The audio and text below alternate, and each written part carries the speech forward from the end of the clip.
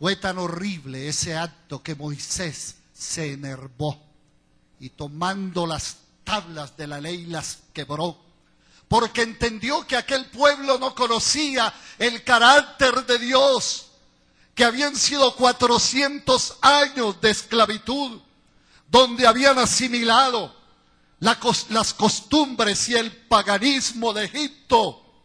Y mis hermanos, nosotros vivimos en una cultura y en una sociedad donde la confusión religiosa en Colombia ha sido también una cultura de idolatría, una cultura donde al Dios verdadero no se le honra y se le representa con diferentes cosas u objetos. Pero hoy nos enfrentamos también a una idolatría moderna, donde se rinde culto a la personalidad, donde se rinde culto al artista, donde se rinde culto al deportista, donde se rinde culto al líder religioso. Pero Dios en su palabra nos orienta y nos dice: no te imaginarás que Dios se puede representar con alguno de los dioses que el hombre fabrica. Así que, mis hermanos, la palabra de Dios tiene el propósito en nuestra sociedad de ubicarnos frente al Dios verdadero. Pero el tercero nos habla del Dios inefable. Dice así la palabra del Señor: no tomarás el nombre de Jehová tu Dios en vano. En otras palabras, en la versión internacional dice: no pronuncies el nombre del Señor tu Dios a la ligera. Yo, el Señor, no tendré por inocente a quien se atreva a pronunciar mi nombre a la ligera. Escúcheme esto. La Biblia nos presenta no solamente al Dios único, nos revela su carácter como el único Dios que debe ser adorado y venerado, pero también al Dios inefable. En otras palabras, el Dios que está más allá de nuestros razonamientos humanos. Tomar el nombre de Dios a la ligera, a través de juramentos, de promesas. Dios me dijo, o hacer promesas de mal gusto con respecto a Dios, es ignorar la inefabilidad de Dios. Mis hermanos, en el templo judío había un letrero que decía: santidad a Jehová.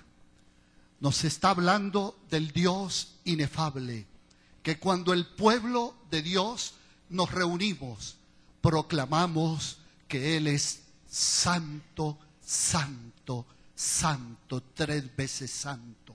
Le rendimos culto y que su nombre es sagrado. Y cuando Dios dice: no tomarás su nombre a la ligera, lo que quiere decir Dios es que tú no puedes jugar, no solamente con el nombre, sino con la persona de Dios. Muchas veces queremos afirmar nuestra vida diciendo: juro por mi Dios bendito, tomando el nombre de Dios a la ligera. Mis hermanos, la Biblia dice: porque nuestro Dios está en el cielo.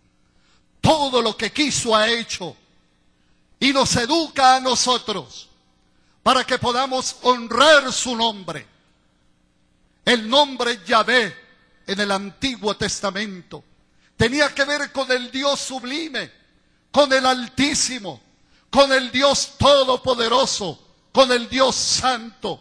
Y los judíos entendieron perfectamente esto, que inclusive le quitaron las vocales a las consonantes para que aquellos extraños que no conocían el nombre de Dios no lo pronunciaran.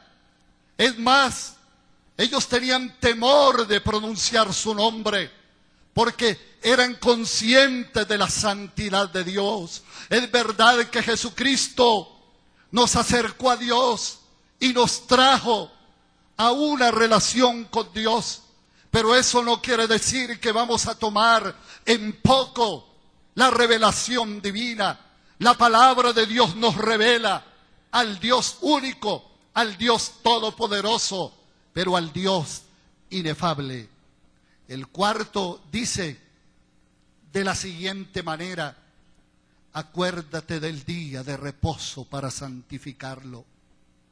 6 días trabajarás y harás toda tu obra, mas el séptimo es reposo para Jehová tu Dios. Escúcheme, hermanos míos, el sábado tenía un carácter pedagógico. Tenía un carácter pedagógico porque Dios quería educar al pueblo. Dios quería enseñarle que la vida es integral.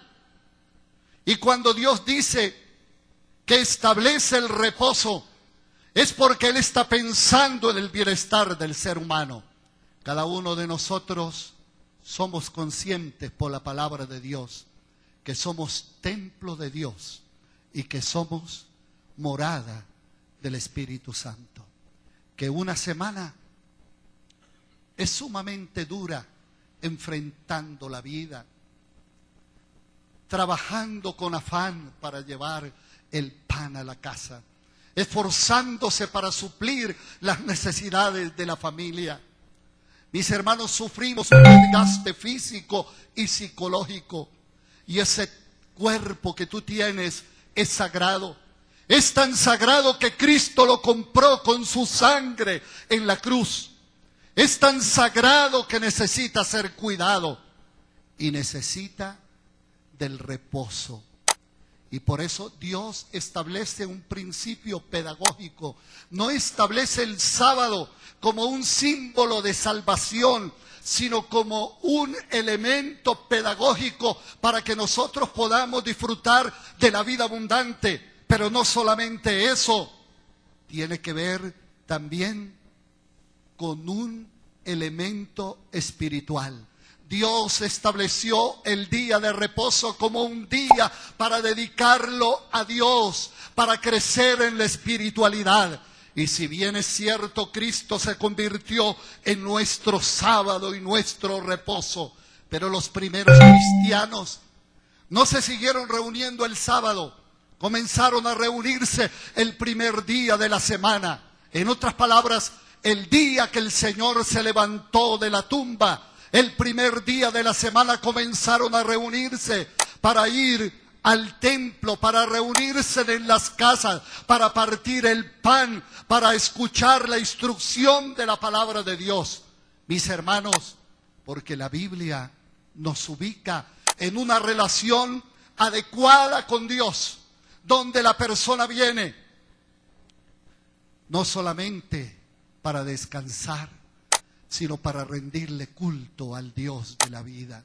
Y todos nosotros somos testigos de que mientras estamos sentados escuchando la palabra de Dios, hay un elemento espiritual que bendice nuestras vidas, que renueva nuestras mentes y lo que es más, que nos da aún hasta descanso físico y reponemos nuestras fuerzas en la presencia de Dios.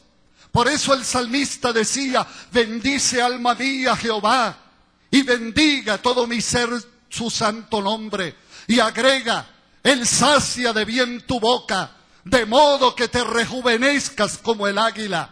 Por eso, cuando hacemos caso a la palabra de Dios, cuidamos el cuerpo, cuidamos nuestra espiritualidad. Pero además de eso, tiene un ribete ecológico, porque permitimos que la naturaleza también descanse, que todos hagamos un alto para pensar en el Criador.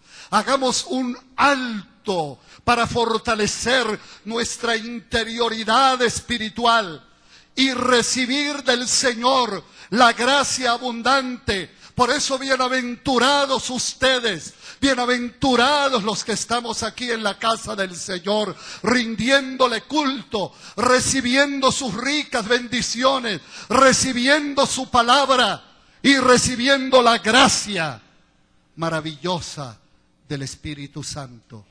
Pero luego, el quinto mandamiento dice: honra a tu padre y a tu madre, porque es el primer mandamiento con promesa para que tengas larga vida. El corazón de la ley son las relaciones interpersonales saludables.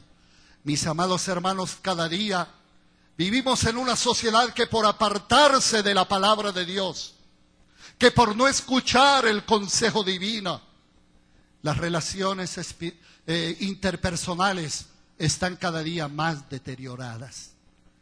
Está deteriorada la relación esposo-esposa, padres e hijos, vecinos. Y en fin, vivimos en una selva donde cada quien busca su propio bien. Pero mis hermanos, es allí donde el corazón de la ley hace que haya equilibrio en la sociedad. En una oportunidad le preguntaron a Jesús y Jesús le devolvió la pregunta que el intérprete de la ley sobre cuál era el más grande mandamiento. Y dice: amarás al Señor tu Dios con todo tu corazón, con toda tu mente, con todas tus fuerzas, y a tu prójimo como a ti mismo. Y mis amados hermanos, ese mandamiento comienza en el hogar, honrando a papá y a mamá. Mi abuelita tenía un dicho que decía que el que es buen hijo es buen esposo. Y mis hermanos, ese es un principio de la palabra de Dios. Dios promete una bendición especial para todos aquellos que honran a sus progenitores, para todos aquellos que honran esas canas, que no desamparan a sus viejos. Oh, vivimos en una sociedad donde al viejo se le desecha, donde a la persona que ya no tiene fuerzas se convierte en un estorbo. Por eso la palabra de Dios equilibra, la palabra de Dios establece en nosotros valores para que haya equilibrio en la sociedad. Un equilibrio con el vecino, con los empleados, como ciudadanos. Y de esta manera, mis amados hermanos, nosotros como pueblo de Dios, con la palabra de Dios en la mano, le decimos a estas personas que quieren descartar a Dios de la noticia, mis hermanos, que cuando se echa para un lado la palabra de Dios, la sociedad queda a la suerte de sus propias decisiones equivocadas y conductas. Pero luego el siguiente mandamiento dice de la siguiente manera: no mates. La Biblia afirma el valor de la vida. Cuando Dios dice no mates, sencillamente está afirmando que el mensaje del Evangelio es un mensaje en favor de la vida. El mensaje de Jesús se ocupó de afirmar y de luchar en favor de la vida. Mis amados hermanos, Jesús en el templo, en aquel día de reposo, dice que tomó el rollo del profeta Isaías y dijo: el Espíritu del Señor está sobre mí, porque me ha ungido el Señor y me ha enviado a predicar buenas nuevas a los pobres, a vendar a los afligidos de corazón, a publicar libertad a los cautivos, a sacar a los presos de la cárcel, a promulgar el año de la buena voluntad del Señor. Y Jesús se gastó afirmando la vida.